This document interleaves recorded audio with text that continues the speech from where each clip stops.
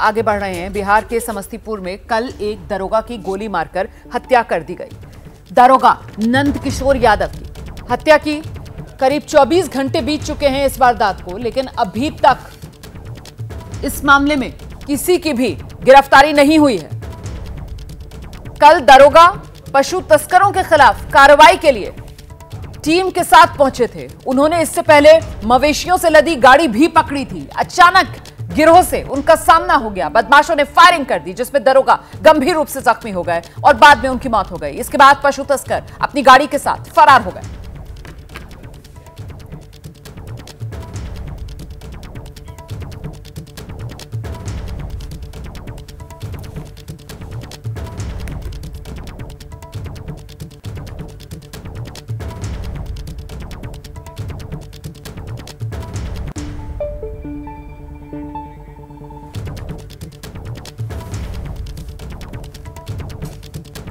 इस वक्त की बड़ी खबर आपको बता दें, बिहार से आ रही है। एसएचओ की हत्या हो गई है, 24 घंटे बीत चुके हैं, किसी की गिरफ्तारी नहीं हुई है। और बड़ा सवाल ये कि क्या यही बिहार में सुशासन है? वर्दीधारी अफसर, उसको मार दिया जाता है। पशु तस्करों पर आरोप हत्या का। समस्तीपुर के शहबाजपुर में यह हत्या हुई है और अभी तक कोई भी आरोपी गिरफ्त में नहीं आया। 24 घंटे बीत चुके हैं, लेकिन एक भी आरोपी पकड़ में नहीं आया है। एसएचओ मर्डर के आरोपी कहां हैं, ये सवालिया निशान बना हुआ है। क्या यही वो सुशासन है जिसको लेकर बिहार सरकार अपनी पीठ थपथपाती थकती नहीं है? टीम बना करके नंदकिशोर जी, सब इंस्पेक्टर नंदकिशोर जी, मोहनपुर यूपी प्रभारी और ये पूरी टीम को लेकर के रात में इन्होंने छापेमारी की, रेड की। छापेमारी सफल रही थी। चोरों को आइडेंटिफाई भी कर लिया गया था, पकड़ भी लिया गया था। लेकिन बहुत दुर्भाग्यपूर्ण घटना घटी उसी समय। जो चोर पहले पकड़ लिए गए थे दबिश के दौरान ही, उसी क्रम में फिर वहाँ पर और भी चोर थे। चूँकि जितनी सूचना थी उस पर कार्रवाई की गई थी, लेकिन पीछे जब उनके पास, चोरों के पास बैकअप ज़्यादा था और नंदकिशोर जी के पास सूचना नहीं थी, उसी क्रम में पीछे से आए हुए कुछ चोरों ने गोली चलाई और बाकी जो चोर पकड़ लिए थे उनको भी वो भगा ले गए। अब आगे की कार्रवाई तो जिला पुलिस कर ही रही है, तो उस पूरे गैंग को आइडेंटिफाई करके उसकी गिरफ्तारी का प्रयास किया जा रहा है।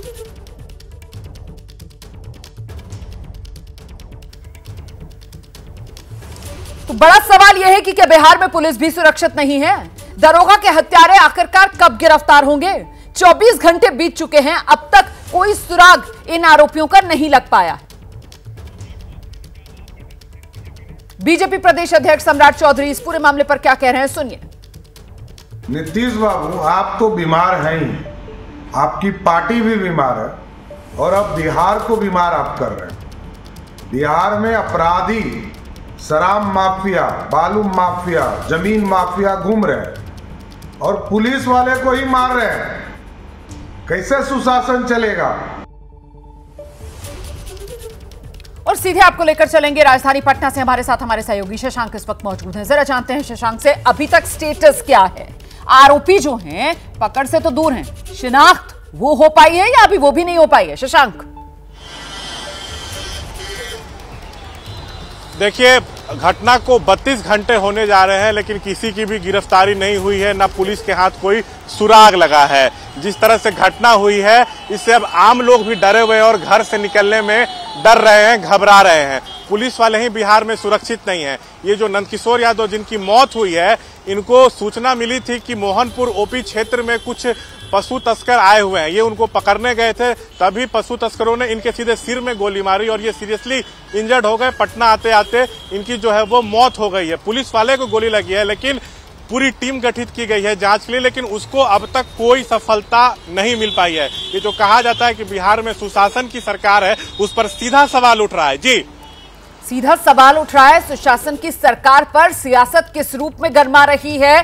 विपक्षी कैसे घेराबंदी सरकार की कर रहे हैं और सरकार की तरफ से जवाब कुछ दिया जा रहा है या नहीं? शशांक,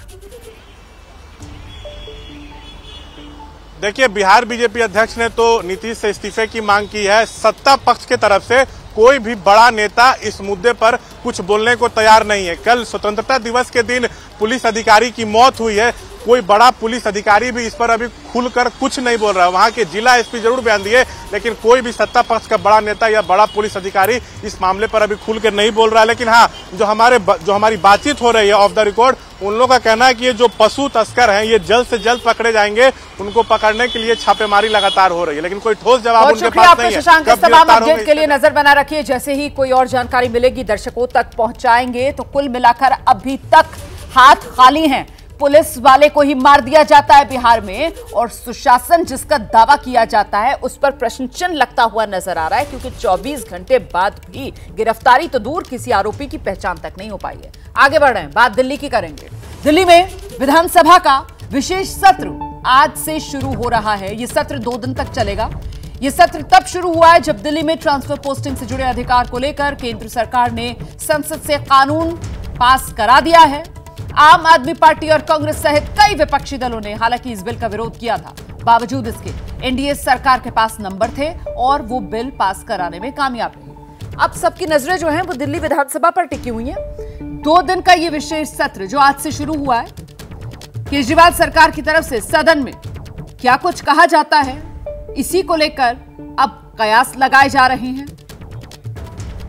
हम सीधे आपको लेकर चलते हैं। मेरे साथ मेरे सहयोगी दीपक रावत इस वक्त मौजूद है। जरा जानते हैं दीपक रावत से, ये 2 दिन का विशेष सत्र बुलाने के पीछे सरकार की मंशा क्या बताई जा रही है दीपक? देखिए, सत्र पहले से ही सरकार को बुलाना था, क्योंकि जिस तरीके से अलग अलग विधानसभा में जो समस्याएं हैं उनको टेबल करना था, जिस तरीके से प्रोसीडिंग चलती है उसको करना था। लेकिन इस बार ये इसलिए अहम हो जाता है रोमाना, क्योंकि जो दिल्ली सर्विस एक्ट अब वो एक्ट बन चुका है, तो उसको लेकर कहीं ना कहीं एक निंदा प्रस्ताव जो है अरविंद केजरीवाल सरकार इस विधानसभा में ज़रूर रखेगी। उस पर चर्चा भी होगी, उसे पास भी कराने की कोशिश की जाएगी। आंकड़ा क्योंकि अरविंद केजरीवाल के पक्ष में है तो वो पास भी करा लेंगे, लेकिन सीधे तौर पर कहीं ना कहीं कोशिश यहाँ से ये मैसेज देने की होगी अरविंद केजरीवाल सरकार की कि जो बिल लाया गया है, जो कानून बन गया है, ये कहीं ना कहीं उनकी पूरी शक्तियां छीनता है। दिल्ली में जो सब्सिडी दिल्ली सरकार दे रही है, वो जो सब्सिडी अब आगे चलकर वो ये कह रहे हैं कि वो बंद हो सकती है, क्योंकि उनसे वो अधिकार छीन लिए गए हैं जिससे कि वो बजट रिलीज कर सके, जिससे कि वो लोगों को सब्सिडी दे सके। तो तमाम मैसेज जो है वो इस विधानसभा से देने की कोशिश अरविंद केजरीवाल और उनकी तमाम सत्ता पक्ष के जो लोग हैं वो करेंगे। लेकिन वहीं दूसरी तरफ बीजेपी की बात करें तो जो विपक्ष के नेता हैं उनका कहना है कि दिल्ली में कई सारे ऐसे भ्रष्टाचार के मुद्दे सामने आए हैं जिस पर चर्चा होनी जरूर है, जैसे कि शीश महल जैसा मुद्दा जो कि दिल्ली सीएम का आवास है, सरकारी आवास है, उसको लेकर बीजेपी बड़ा मुद्दा उठाने वाली है। आज इसको लेकर मांग भी सदन में रखी जाएगी कि उस पर चर्चा चाहते हैं। हालांकि उनको फिलहाल अनुमति नहीं दी गई है, लेकिन इसको लेकर एक बड़ा हंगामा सदन के भीतर आज हो सकता है। दूसरा मुद्दा दिल्ली में जो बाढ़ आई थी, कोई और अपडेट आएगा फौरन आपके पास लौटेंगे। आप नजर बनाकर रखिएगा दीपक रावत। फिलहाल शुक्रिया इस तमाम जानकारी के लिए। और अब बात कर लेते हैं दिल्ली में सियासत की जो तस्वीर बदल रही है उसी बदलती बयार की। दिल्ली में ट्रांसफर पोस्टिंग के अधिकार से जुड़ा कानून संसद से बन चुका है। दिल्ली की राजनीतिक बिसात भी अब बदल सकती है। आज दिल्ली के प्रदेश संगठन की चुनावी तैयारियों को लेकर कांग्रेस बड़ी बैठक करने वाली है। इसमें पार्टी अध्यक्ष मल्लिकार्जुन खड़गे के साथ साथ राहुल गांधी भी शामिल रहेंगे। दोनों दिग्गज दिल्ली प्रदेश कांग्रेस के नेताओं के साथ मंथन करेंगे। आप जानते हैं दिल्ली में लोकसभा की कुल 7 सीटें हैं। इस वक्त ये सभी सीटें बीजेपी के खाते में हैं। सूत्रों की माने तो कांग्रेस और आम आदमी पार्टी के बीच 2024 में गठबंधन की पूरी संभावना है और आज की बैठक में इसी को लेकर चर्चा हो सकती है। सीधे रुक करते हैं, हमारे साथ हमारे सहयोगी जैनेंद्र इस वक्त मौजूद है। जैनेंद्र, 7 दिल्ली की सीटें, 13 पंजाब की सीटें, 1 चंडीगढ़ की सीट, कुल मिलाकर आंकड़ा 21 का बैठता है। और ऐसे में आज ये जो मंथन है वो दिल्ली वाली 7 सीटों पर फॉर्मूला कांग्रेस और आपके बीच क्या रह सकता है, इसी को लेकर अपने कार्यकर्ताओं का मन टटोलने का काम कांग्रेस आलाकमान की तरफ से किया जाएगा। देखिए, निश्चित तौर पर गठबंधन जो है वो एक अहम एजेंडा रहने वाला है। दिल्ली की चुनावी तैयारियों को लेकर के बैठक है। 18 अलग अलग राज्यों की बैठक हो चुकी है। 19वीं बैठक दिल्ली को लेकर हो रही है। शाम को झारखंड की बैठक है और कल बिहार की बैठक है। लेकिन जो इंडिया गठबंधन जो स्वरूप ले रहा है उसमें 3 ऐसे राज्य हैं, खासतौर पर 4 ऐसे राज्य हैं जहां पर गठबंधन का स्वरूप क्या होगा विपक्षी दलों का ये साफ नहीं है। बंगाल, उत्तर प्रदेश, दिल्ली और पंजाब। और दिल्ली और पंजाब का एक कॉमन कनेक्शन है आम आदमी पार्टी। और ऐसे में जब दिल्ली के कांग्रेस के नेता खुले में आम आदमी पार्टी से गठबंधन के खिलाफ बयान दे रहे हैं, यह बैठक अहम हो जाती है कि कांग्रेस लीडरशिप अपने प्रदेश के नेताओं को क्या संदेश देती है। थोड़ी देर में यह बैठक शुरू होनी है। कांग्रेस अध्यक्ष खड़गे और राहुल गांधी मौजूद रहेंगे। नजर बनाकर रखिए, जैसे ही अपडेट आएगा फौरन आपसे अपडेट लेंगे। और अब बात करते हैं देश को मिलने वाले रक्षा कवच की। दुश्मनों की धड़कनें इस खबर को देखने सुनने के बाद बढ़ जाएंगी। भुखमरी से बिलबिला रहा कंगाल पाकिस्तान, उसकी तो सांसें अटक जाएंगी। उसके फरेबी दोस्त चीन के भी होश फाख्ता हो जाएंगे, क्योंकि हिंदुस्तान के रक्षा कवच को लेकर बड़ी खबर सामने आई है। रूस की तरफ से कहा गया है भारत को S-400 एयर डिफेंस सिस्टम और इससे जुड़े उपकरणों की डिलीवरी तय शेड्यूल पर ही की जाएगी। यह खबर दी है रशियन न्यूज एजेंसी इंटरफैक्स ने। एजेंसी ने एक सीनियर रशियन डिफेंस ऑफिसर के हवाले से कहा है S-400 एयर डिफेंस सिस्टम का प्रोडक्शन तय शेड्यूल के हिसाब से चल रहा है और साल 2024 के अंत तक ये डिलीवरी का काम पूरा कर दिया जाएगा। इस खबर के आने के बाद से चीन और पाकिस्तान सन्न हैं। बीजिंग से लेकर इस्लामाबाद तक हुक्मरानों और फौजी जनरल्स के होश उड़े हुए हैं, क्योंकि वो अच्छी तरीके से जानते हैं हिंदुस्तान का ये रक्षा कवच उनके नापाक इरादों को LAC से लेकर LOC तक नेस्तो नाबूद करने का दम रखता है। सरहदों पर अगर जरा सी भी हिमाकत की तो फिर उसका अंजाम चीन और पाकिस्तान को भुगतना पड़ेगा, और अंजाम ऐसा होगा जिसे सोचकर चीन और पाकिस्तान सहम गए। सीधे आपको लेकर चलते हैं, हमारे साथ ABP न्यूज के डिफेंस एडिटर आशीष सिंह इस वक्त मौजूद हैं। जरा जानते हैं आशीष से कितनी अहमियत इस खबर की तय समय पर S-400 डिफेंस सिस्टम की डिलीवरी इंडिया को की जाएगी। आशीष।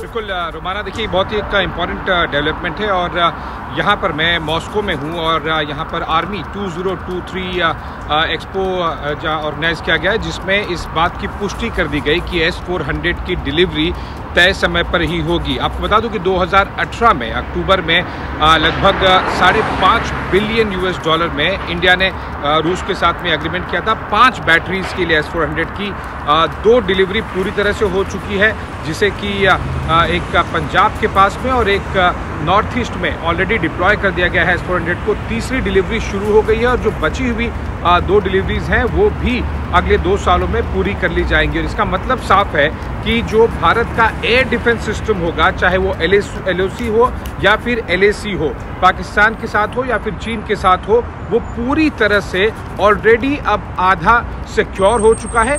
2 और डिलीवरीज के बाद पूरी तरह से सिक्योर हो जाएगा। ये इस खबर का महत्व इसलिए भी है क्योंकि रशिया यूक्रेन वॉर के बाद में ये अंदाजा लगाया जा रहा था, विशेष तौर पर पाकिस्तान और चीन द्वारा, कि भारत को मिलने वाली S-400 की डिलीवरीज लेट होगी, लेकिन ऐसा नहीं हो रहा है। रशियन मैन्युफैक्चरिंग पूरी तरह से काम कर रहा है और डिलीवरी बिल्कुल शेड्यूल पे होगी। 2 सालों के अंदर बचे हुए भी 2 S-400 भारत को मिल जाएंगे। बहुत शुक्रिया आशीष सिंह इस अपडेट के लिए। तो तय समय पर यही महत्वपूर्ण है, S-400 की डिलीवरी रूस भारत को कर देगा। पत्रकारिता कोई इमोशन नहीं है, ना अपना कोई ज्ञान देना है और ना कोई विचार थोपना है। पत्रकारिता क्या है? पत्रकारिता का मतलब है सही जानकारी इकट्ठा करना और तथ्य बताना। पत्रकारिता आज जितने महत्वपूर्ण दौर में है, शायद पहले नहीं थी। इस दौर से निकलने के लिए सिर्फ सच दिखाने की जरूरत है, वो सच जो आपके हित को आगे रखे। इसलिए अब रात 9 बजे प्राइम टाइम नहीं होगा, ये आपका टाइम है। जगविंदर पटियाल के साथ देखिए पब्लिक इंटरेस्ट, सोमवार से शुक्रवार रात 9 बजे सिर्फ ABP न्यूज पर। ABP न्यूज आपको रखे आगे।